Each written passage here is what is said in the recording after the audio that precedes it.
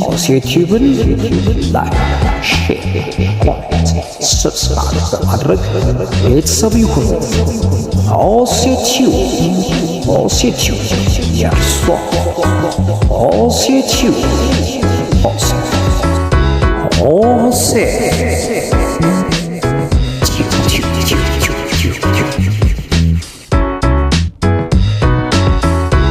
ዛሬ ያድናል፣ ያድናል። እግዚአብሔር ያድናል።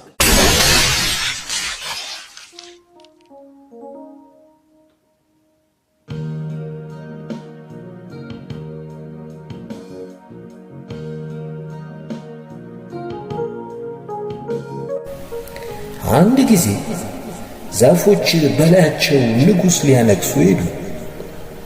ወይራውን በእኛ ላይ ንገሥ አሉት። ወይራው ግን እግዚአብሔርንና ሰዎችን በእኔ የሚከብሩበትን ቅባቴን ትቼ በዛፎች ላይ እንድሰፍፍ ሊድን አላቸው። ዛፎችም በለሱን መጥተህ በላያችን ንገሥ አሉት። በለሱ ግን ጣፋጭነቴንና መልካሙን ፍሬን ትቼ በዛፎች ላይ እንድሰፍፍ ሊድን አላቸው። ዛፎችም ወይኑን መጥተህ በላያችን ንገሥ አሉት።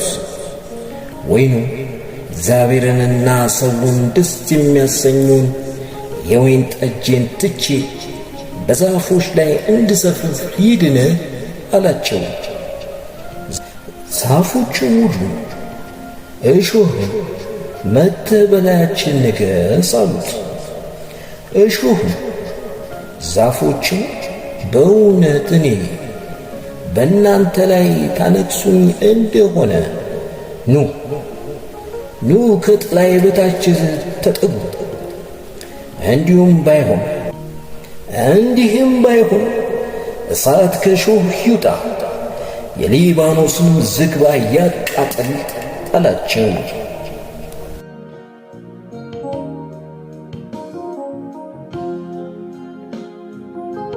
የተወደዳችሁ በዚህ ክፍል ውስጥ እንማማርበት ዘንድ ይበራልን ይገለጥልን ዘንድ የሚነግረን እውነት አለው።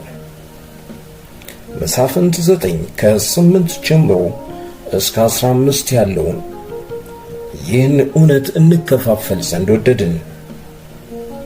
ሻሎም ሻሎም፣ ይህ ሆሴ ነው።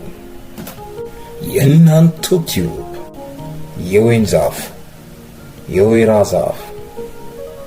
ዛፎቹ ምን ሊነግሩን ፈልገዋል? ምን እውነትስ ይዘዋል? ምን እየተናገሩ ነው? እግዚአብሔር በዚህ እውነት ውስጥ ሊነግረን የፈለገው ነገር ምንድን ነው? ይህን እውነት እንከፋፈል ዘንድ እኔ ታናሽ ወንድማችሁ በፊታችሁ ቀርቤያለሁ። መልካም ጊዜ።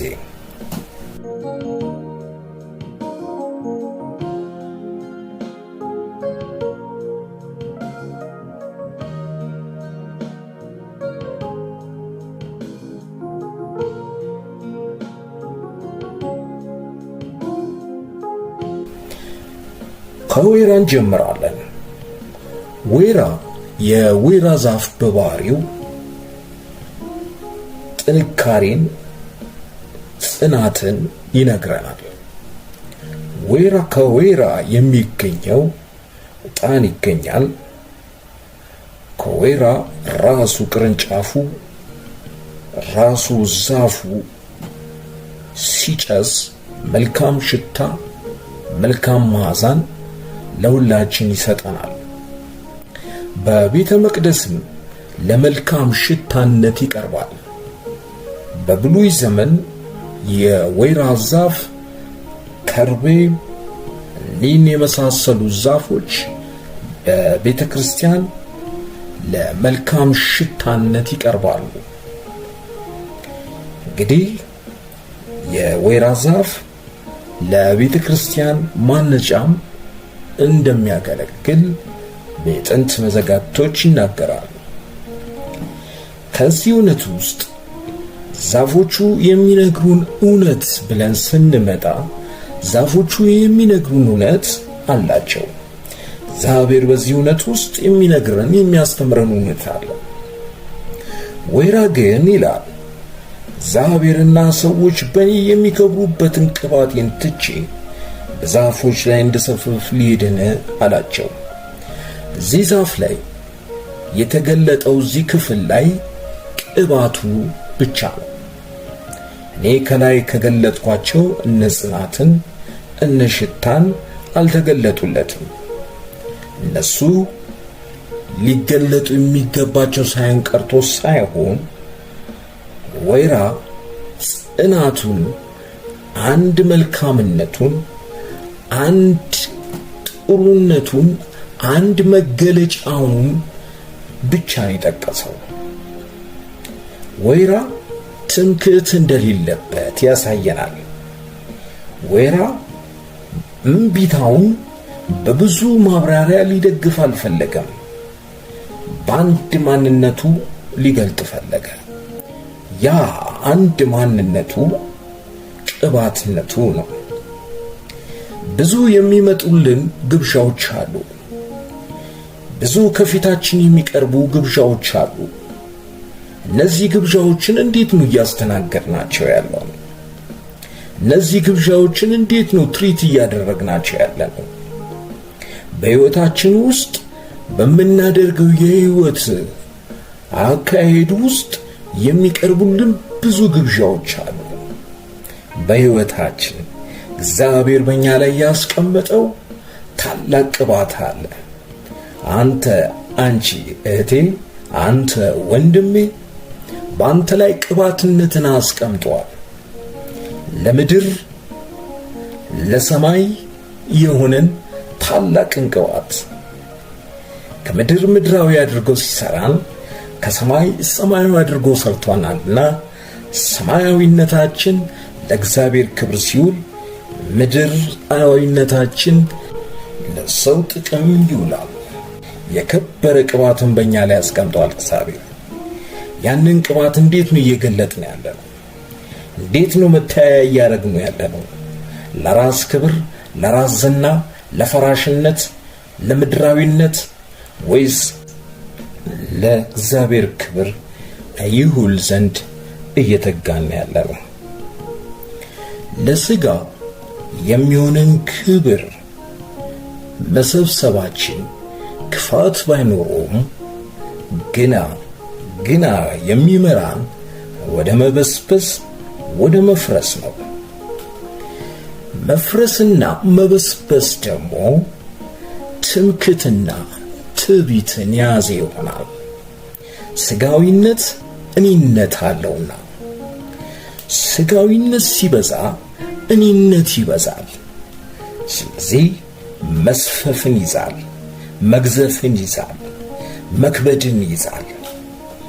የከበደ ነገር ደግሞ የተጫነበት አካል ሲጎብጥ ሲሰበር መውጋቱ አይቀርም፣ ማስወገዱ አይቀርም። መበስበስ መፍረስ ይሄን ይሆናል ማለት ነው። ስለዚህ ምድራዊነትን በልክ አድርገን ሰማያዊነትን ማግዘፍ ማንገስ ትርፍ እንዳለው ይነግረናል። ወይራ ሰማያዊነትን ቅባትነትን ያሳየናል። ወይራነት ክብር ለሚገባው ክብር መስጠት፣ የቄሳርን ለቄሳር የእግዚአብሔርን ለእግዚአብሔር።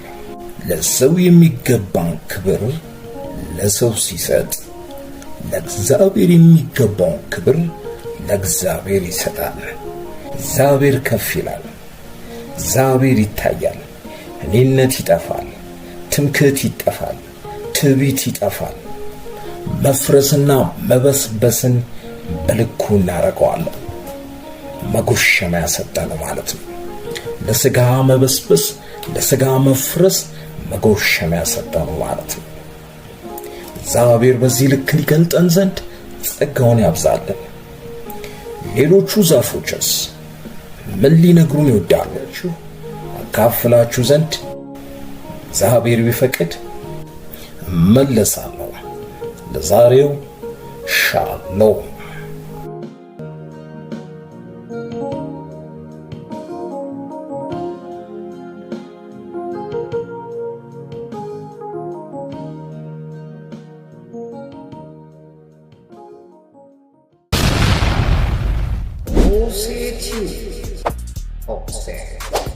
Like, share, subscribe that.